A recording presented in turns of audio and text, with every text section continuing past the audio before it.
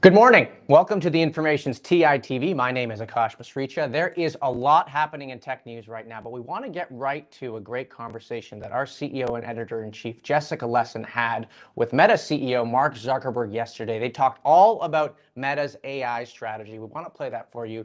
Let's take a listen. Thank you, Akash. And Mark, thanks for joining TITV. We're happy to have you. Happy to be here. Already this morning, news that you've spent even more money with your big announcement about your new supercomputers. We'll get to that. But to start, you took a huge stake in Scale AI. You have been on a blitz of AI hiring. Why and why now?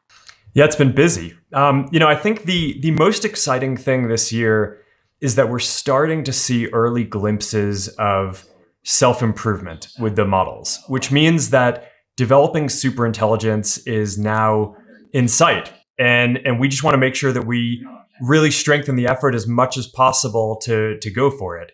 Our mission with the lab is to deliver personal superintelligence to everyone in the world. So that way, we can put that power in every individual's hand. And I'm really excited about it. It's a different thing than what the other labs are doing.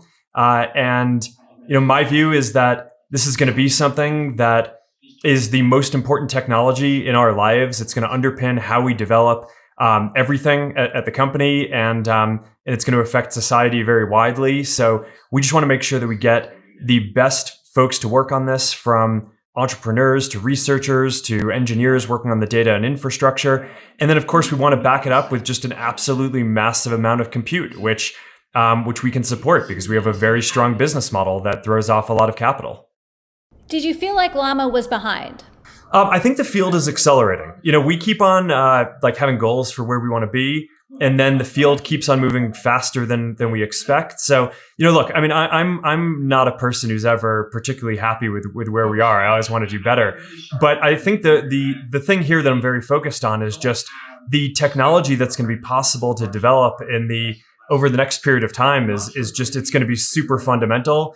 And I just want to make sure that we position ourselves as well as possible. I mean, there's this big debate in the industry, which is like, all right, is superintelligence going to be possible in 2 to 3 years and 5 years and 7 years?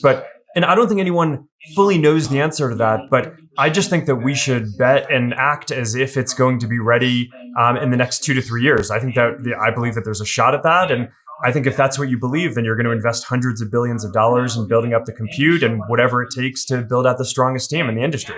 Now, I want to ask, there have been reports of pay packages at $100 million, $200 million. How do you justify that amount of investment for these researchers?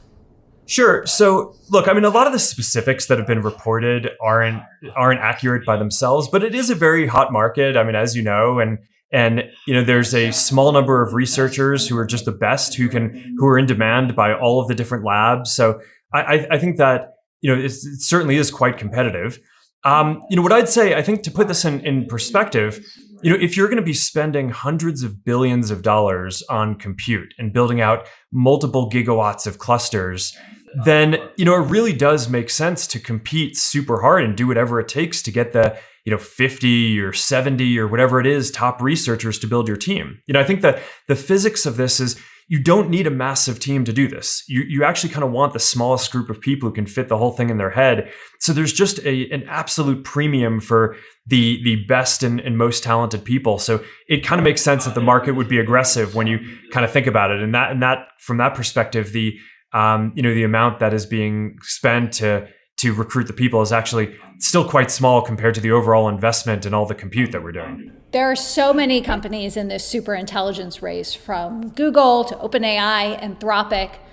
I'm curious how Meta's vision of superintelligence maps with those or doesn't. Many of those companies obviously have large enterprise businesses. Yeah, well, look, I mean, I think personal superintelligence is a different vision than what the others are going for.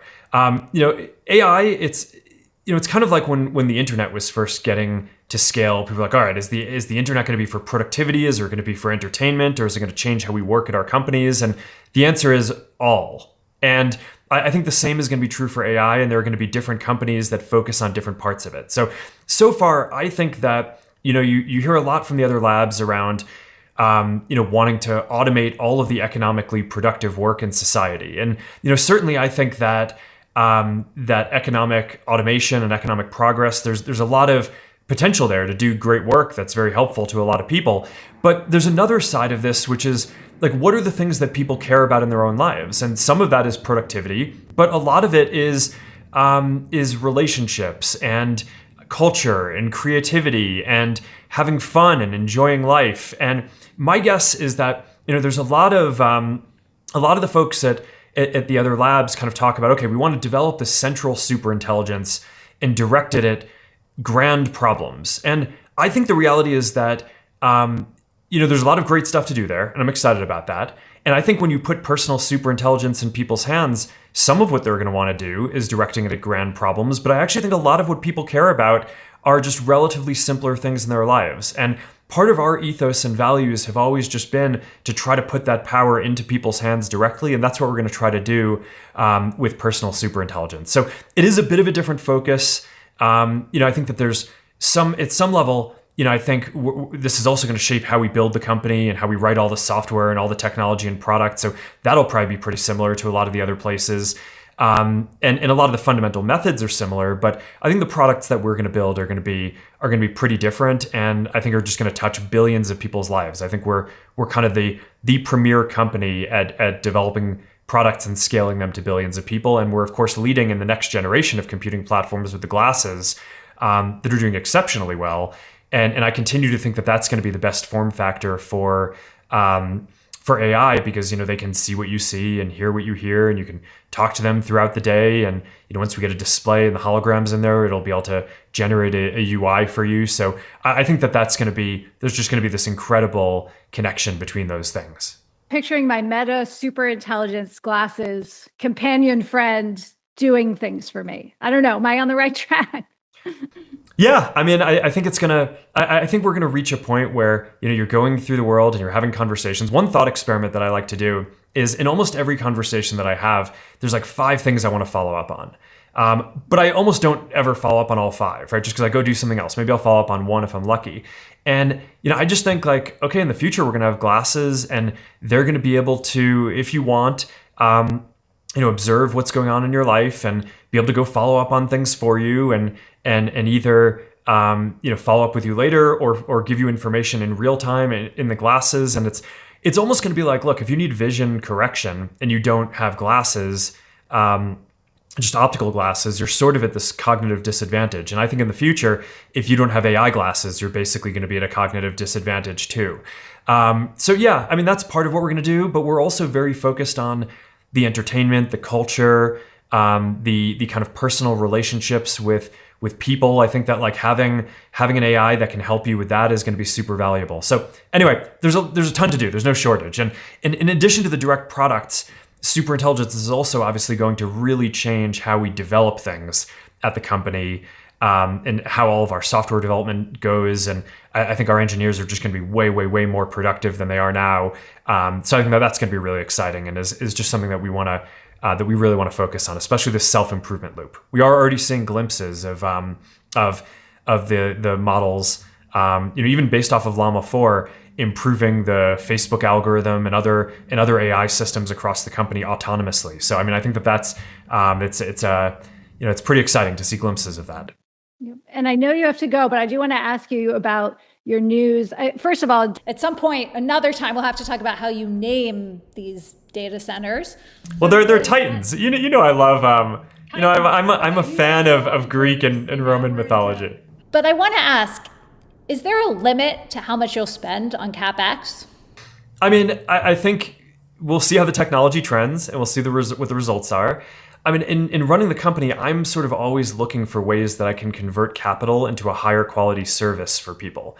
And one of the benefits of reinforcement learning is it gives you a venue to potentially convert very large amounts of capital into a better and better service, and potentially likely a better service than other less well-funded or less bold competitors will be able to do. So I view that as a competitive advantage if we can get this to work well. And that's why we are basically all in on this. We're building multiple multi-gigawatt data centers. And we can basically do this all funded from the cash flow of the company. We have a very strong business model that supports this. We have a very strong infrastructure team that is doing novel work to build up data centers. I wanted them to not just take 4 years to build these concrete buildings. So we pioneered this new method where we're basically building up these weatherproof tents and building out the networks and the GPU clusters inside them in order to be able to build them faster. Yeah, they're hurricane-proof tents. No, and we have people working around the clock on Prometheus and Hyperion, which are our first 2 Titan clusters that are going to be greater than 1 gigawatt. Hyperion is going to scale to up to 5 gigawatts over the coming years, and I shared this image of it, but it's the size of the site covers a significant portion of the footprint of Manhattan in terms of space. The thing is just massive. You have a large amount of the energy in the and kind of people's energy in the area that it's getting built going towards constructing it. I think it's great for the community, and it's just these are really exciting projects that you can tell I'm very excited about building them in an innovative way, and I'm very excited that I think we're going to have the largest compute fleet of any company, and focusing on that, on building on being powered by a small and talent dense team means that I think we're going to have by far the most compute per researcher to do leading edge work. And I think it's just going to be really exciting. Big few years coming up. That was what jumped out at me about your announcement on Threads and Facebook, was you saying you have the capital to do this, which made me think it was maybe a slight jab at those competitors who might have to still raise the capital to build that out. Do you see that as an advantage? Well, I think it's an advantage. I think it's an advantage, but also, I think a lot has been written recently. I'm obviously spending a lot of time on recruiting, and a lot has been written about money and all that. And like I said before, a lot of the numbers specifically have been inaccurate, but I think it discounts the other key reasons why people are super excited to come work on Meta Superintelligence Labs. And one of the biggest is that you could just have more leverage as a researcher. You have more compute, right? The best researchers basically, like historically, when I was recruiting people to different parts of the company, people are like, okay, what's my scope going to be? And, here people say, I want the fewest number of people reporting to me and the most GPUs. And so having basically the most compute per researcher is definitely a strategic advantage, not just for doing the work, but for attracting the best people. And I actually think that has been underreported as one of the main reasons why people are excited to come do this. The other is just having a clean slate is fun, right? A lot of times people refer to building up the infrastructure for these things. Someone gave me this analogy that it's like building a house. The first one you build for your enemy, the second one you build for your friend, the third one you build for yourself. And I think the ability to start from a clean slate, where you're not just at another company working on some other infrastructure, and you get the opportunity to build a new lab from scratch, is going to be, I think it's just really appealing to a lot of people. So anyhow, yeah, I'm out there very focused on this. I know we've got to let you go soon, but I have to ask, it was Sun Valley last week. You have Sam Altman of OpenAI there, as well as so many other executives whose team members you have been hiring. Did you get a chance to say hi, and what did you talk about? Yeah, I think part of the fun of Sun Valley is you run into all your friends and colleagues. So yeah, I saw Sam, said hi. I also saw Dario and saw Sundar and Satya and everyone who's kind of in the space working on this stuff. And look, what would I say? Look, we're building up this new team from scratch, and there's like 5 or 6 places in the world that have a lot of great researchers. Meta, of course, is one of them, and part of what we're doing is pulling over a lot of the key folks into the new efforts as well. But we're also doing a big recruiting push. So I don't know. We're not trying to target anyone individually. I just I want to make sure that I personally get to know all of the top researchers in the industry. So that way, whether it's now or in the future, if there's a good opportunity to work together, then we can make that happen. Well, it's the hot AI summer, Mark, and you're at the center of it. So thank you for joining TITV, and we'll be watching. Awesome. Good luck. See ya. Back to you, Akash.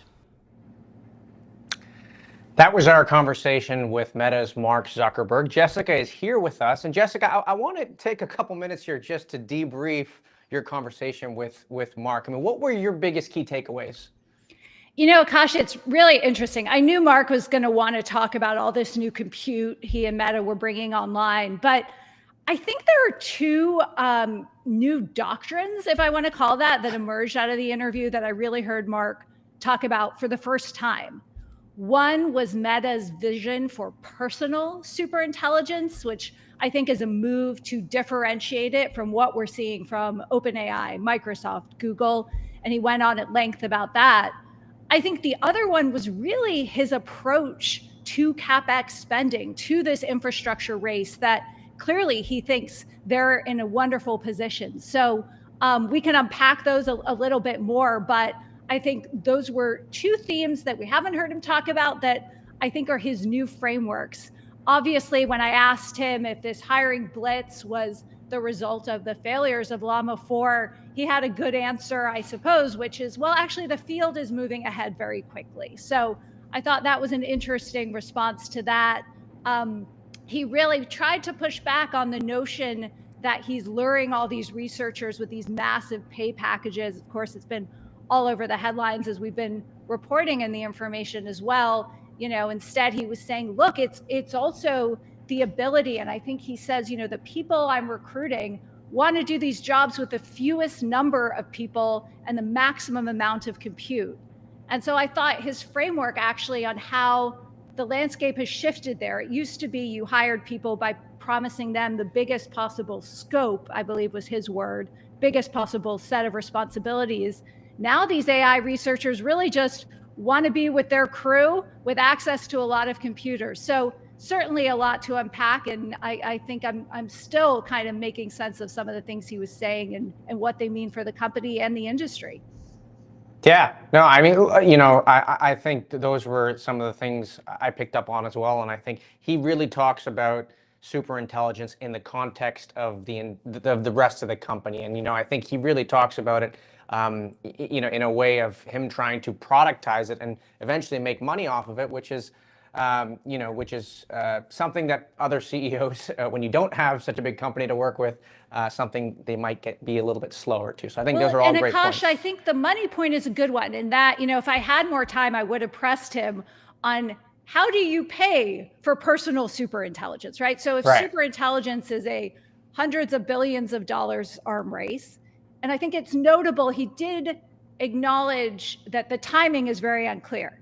But he basically says it could be 2, it could be 5, it could be 7, but you have to act like it's 7. Or I'm sorry, you have to act like it's 2. But, Meta's framework and Mark's framework is we have this amazing core business that throws off the cash to be able to invest. And he actually pointed out that they have the capital to do this. And, I pressed him, are you implying that others don't? And he said, yes, we have a business that does this. But what about the business model of the future? And I think that is one question that everyone is really grappling with. We know right now that businesses are paying for AI. We see some examples around consumer subscriptions, but this, we can unpack it a bit more, but this personal superintelligence, this intelligence, I think Mark said, that thinks of those 5 things in your head you want to follow up on a conversation, but never do, and does them for you with the help of your Meta glasses, of course. What's the business model around that? And so I think this is one of the reasons it is so exciting to be covering these titans now. And honestly, I've been doing it since 2005. So for 20 years, I've been covering Google and Meta and so forth. But I think the question around, yes, now Mark is drawing these lines about how Meta is going to focus on these personal use cases, on these things that billions and billions of people use.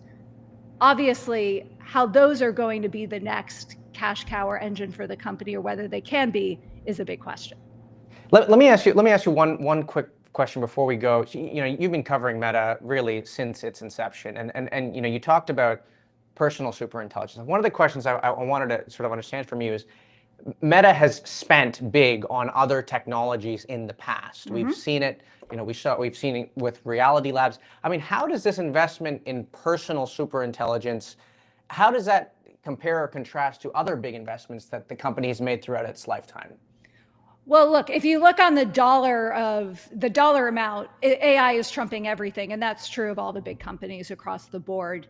But I think you can, if you want to understand how Mark thinks, you can look to other big bets, especially Reality Labs, where they dialed up the spending, obviously acquired Oculus, put the cash cow into it, and have been pruning, I will say, especially through the post-COVID age of efficiency, but still investing. And obviously now, I think the company would say those investments are fueling their position in AI with the next phase of hardware. So I think what you can take from that is there's a, shall we say, at least in their mind, a prudence to the wild and crazy investing. You know, when I asked Mark if there's a limit to CapEx, he said, we'll see how the technology progresses. So, you know, I think I take from that, he doesn't want to be a step behind his competitors, but he's willing to adjust course, maybe more so, frankly, than other CEOs, because he can act, you know, so singularly at the company. So, you know, we're absolutely at an unprecedented phase here, but I think you can learn from behaviors of the past in assessing how the company will react, you know, in the years ahead. I mean, but the difference, of course, is you're investing so far ahead. I mean, I guess Mark is maybe cutting a little cost on these data centers by putting them inside hurricane-proof tents, but that seems more about speed than anything else. So, but yeah, it'll be wild. One more thing I'll say, Akash, too, and I know it's a small thing, but as an observer of these companies, I think Mark's shirt choice from the interview was very telling. And I know this can seem silly, and I have no inside knowledge here, but, you know, we've seen, I think there was a seriousness to him, not super formal, but the fact that it had a collar, it had some kind of a collar. And I think there have been many phases of Mark over the past 2 years. And I think, you know, the one I felt like I was talking to yesterday was someone who was serious, who was dialed in. You know, if you go way back in Facebook's history, and it was Facebook back then, there was a year he wore a tie to work every day. And it was, and I think he at the time told the team this because it's a serious year. And I just sort of in his demeanor, in, you know, his outfit choice, which was probably random, but I think I sensed, you know, he's here to play. And I think when we look at this moment across AI more broadly, it's quite an exciting one. And again, I just keep coming back to his comments, really trying to draw those lines between what he believes Meta is doing in AI and others. I mean, he talked about the other companies focused on these grand plans.